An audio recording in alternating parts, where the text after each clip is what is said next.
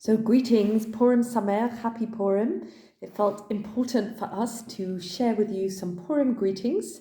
One of the most important mitzvot, commandments, is to hear the Megillah being read. So we thought we'd bring you a taste of Megillah, albeit a slightly more modern version than a traditional translation, just so you get to hear the Megillah tonight. Of course, you're invited to join other liberal synagogues that will be hearing the Megillah tomorrow night, and then our own FPS Purim Rodeo and Spiel on Saturday afternoon.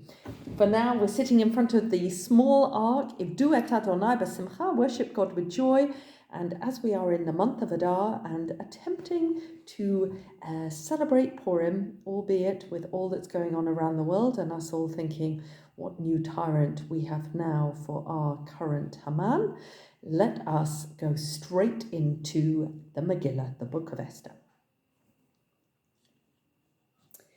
In the days of King Ahasuerus, they drank without unit awareness.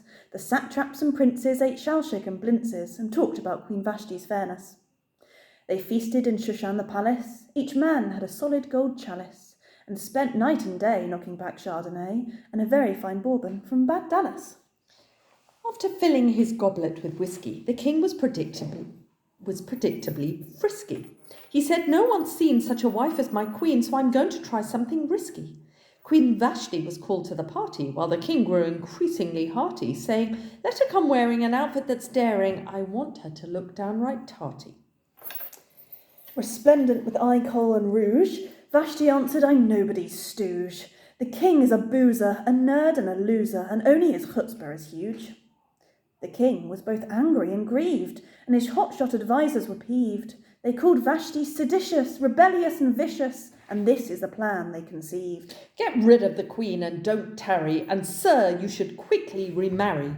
The king's main enforcer insisted, "Divorce her. You'll soon feel as happy as Larry." They mailed every Mede and every Persian, saying, "Guard against wifely subversion. If the women protest, robust tactics are best, and don't draw the line at coercion." Mordecai, who lived in the city, was a man full of kindness and pity.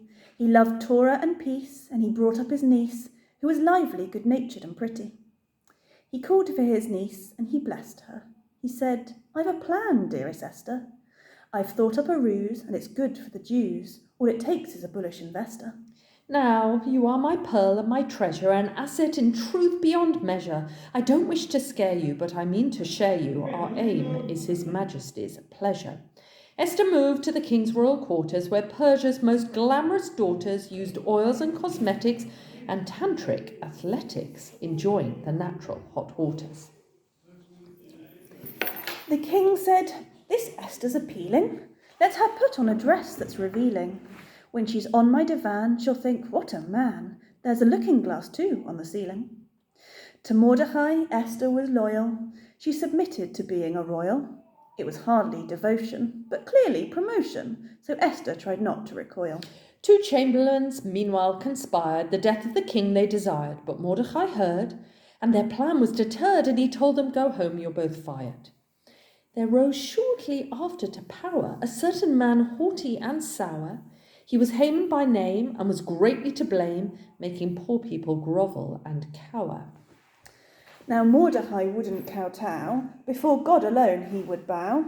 No man he could assuage Haman's terrible rage. "I'll see Mordecai hanged," was his vow. He sought out the king to suggest that all the Jews be placed under arrest and sentenced to die, though he didn't say why, and the king did not choose to protest. For this crime they selected a date. Haman said, "We'd better not wait, but just to be sure we'll cast lots, known as poor, then the Jews will be sent to their fate." When the dreadful news reached Mordecai, he said with a loud bitter cry, "This decree must be seen, take it straight to the queen, and I hope for a speedy reply." Esther realised with dread that her mission meant breaching the king's prohibition. To intrude on his court when an audience was sought could be viewed as an act of sedition. Said Mordecai, "Do not falter, or we shall be sent to the slaughter. For our lives you must plead, for the Jews intercede. Help will come from a heavenly quarter."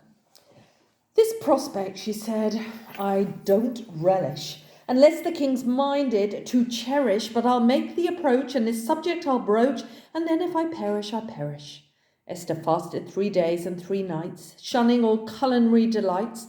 Then she dressed to the nines in enticing designs, a basque and some black fishnet tights. The king rested on his throne drowsing, sleeping off a long night of carousing. When Esther drew near, he said, "Sweetie, come here, I find your attire arousing." She sidled up at his behest. He said, "Tell me, babe, what's your request?" Esther, no longer scared, said, "I've dinner prepared. You'll bring Haman and I'll do the rest." "Oh, if this is your wish," said the king, "it seems like a very small thing. I always assume women want more perfume, expensive Swiss handbags and bling." Haman said to his wife, "I'm excited to be in this manner invited. For in Queen Esther's eyes, my stock's on the rise, so I'll tell her that I'd be delighted." Yet Mordecai's conduct still galls me. His refuse to bow just appalls me. I'll see the man swing, then I'll go to the king, the esteem of whose wife still enthralls me. At 3:15 in the morning, the king was still tossing and yawning. Then he'd fidget and cough, but he couldn't drop off, and he longed for the start of the dawning. A chamberlain wearing a monocle read aloud from the court's daily chronicle. It consisted of lists, but no longer exists, which is why it was never canonical.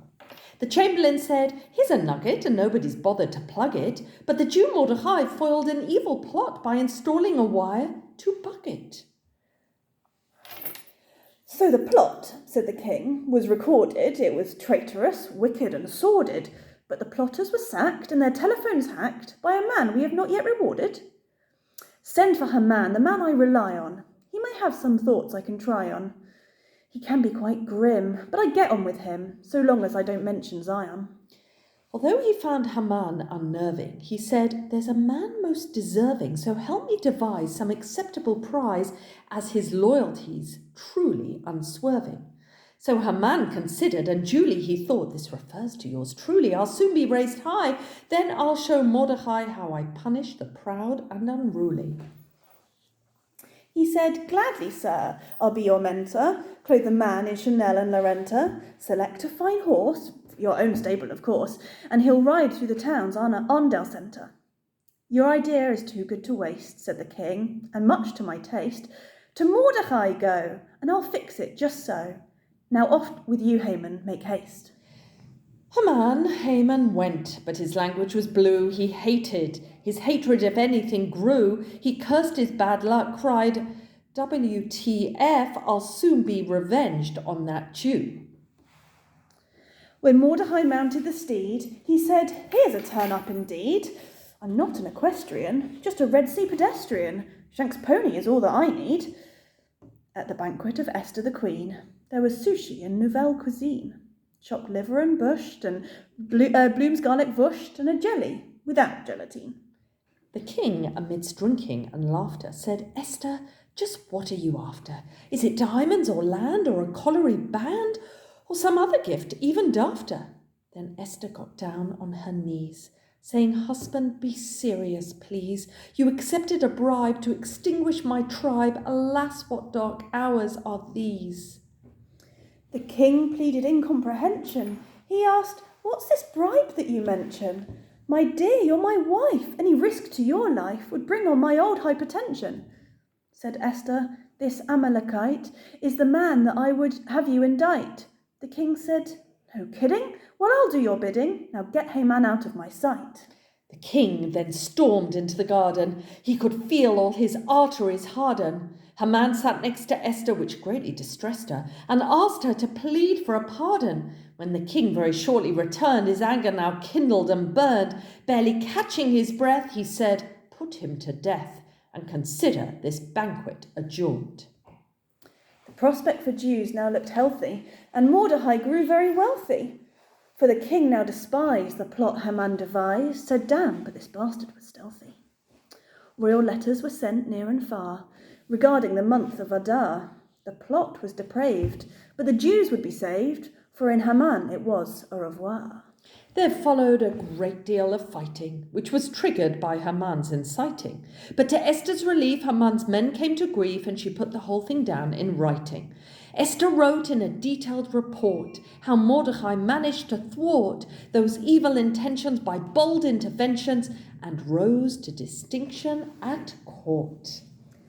At Purim, we drink like the Persians, with nobody casting aspersions. The villain gets hissed, we all get Brahms and Liszt, and engage in light-hearted versions. So this is the end of our thriller, with Haman condemned as a killer. Mordecai and his niece both had gladness and peace, and that's the Ganze Megillah.